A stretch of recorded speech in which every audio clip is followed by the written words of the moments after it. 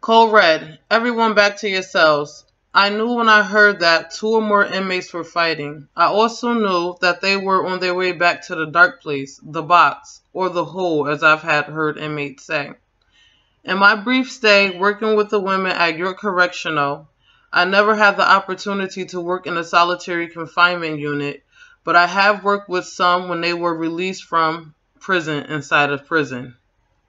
The history of solitary confinement in the United States stretches from the silent prisons of 200 years ago until today's supermax prisons that isolate tens and thousands, sometimes for decades. Long periods of time spent in solitary confinement causes the inmate to lose sight of humanity. Psychological abuse that impact prisoners is unheard of. The suicide rates on the rise, with the inmates serving their jail time in the box. I worked as a peer mentor at your correctional facility, which at the time housed men and women. I witnessed so many people get sent to solitary confinement as a means of punishment, which in fact did nothing but make prisoners worse emotionally and psychologically. I know people wonder, why is this of any importance? Well, I have two valid points that will spark your interest. One, these are people that are caged up already. Two, these people, when released, may become your neighbor. Can you imagine someone being locked up, big, burly, getting out of prison, serving 10 long years? Now, they're not even just in prison. Now we're talking about solitary confinement, away from population. Many inmates spend their whole sentence in solitary confinement. It can be as little as 20 days to 20 years.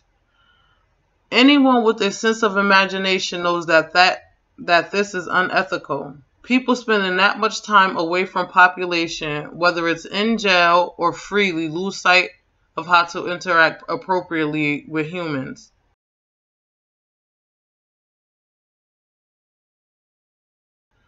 According to the Public Health and Solitary Confinement, the United States not only incarcerate the most people, but also expose more of its citizenry to solitary confinement than any other nation.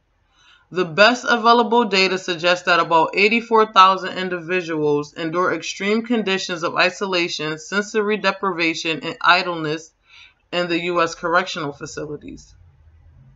Prisoners held in isolation have no social contact with other prisoners and struggle with the lack of physical activity, effects of sensory deprivation, and sense of extreme powerlessness. Not only do inmates suffer from physical activities in solitary confinement, they suffer a great deal of mental stress as well. Prisoners that come into contact after spending an extensive amount of time in solitary confinement often complained about the psychological abuse they endured. They share their experiences stating that after a while they would start hearing voices, overthinking, and in some extreme cases would smear feces on their small window just to get some type of attention.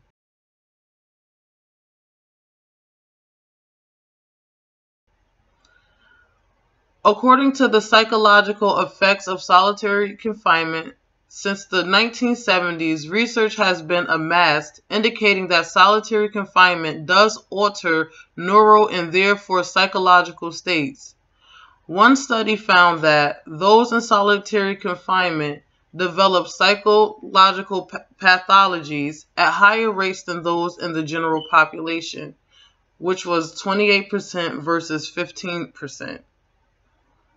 Mitigating occupational health hazards is another classic role of public health agencies. Working conditions in segregation units are psychologically stressful and can be physically harmful. Correctional officers are at risk for injury, and they endure some of the same conditions as the prisoners. Many inmates survive the harsh and cruel punishment of solitary confinement, and many do not, as a result committing self-harm or suicide. Self-harm is a prevalent and dangerous occurrence within the correctional settings. Inmates in jails and prisons attempt to harm themselves in many ways, resulting in outcomes ranging from trivial to fatal. According to solitary confinement and risk of self-harming among jail inmates, suicide is the leading cause of death among the incarcerated. However, suicide and suicide attempt represents a small share of all acts of self-harm. According to solitary confinement and risk of self-harming among jail inmates, we found that acts of self-harm and/or suicide were strongly associated with assignment of inmates to solitary confinement.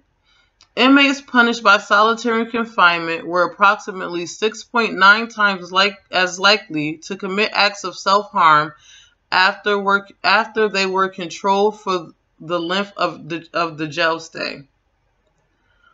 Hopefully I conveyed the seriousness of solitary confinement and the effects it has on people. So in conclusion, America has not only the largest incarceration rate, it also has more inmates living in solitary confinement, which in turn is not rehabilitating anyone. It is just making matters worse. It's already hard for incarcerated people to integrate back into the community. Solitary confinement is just making it twice as hard. Inmates are suffering from mental and emotional problems, and worse, suicide is at an all-time high.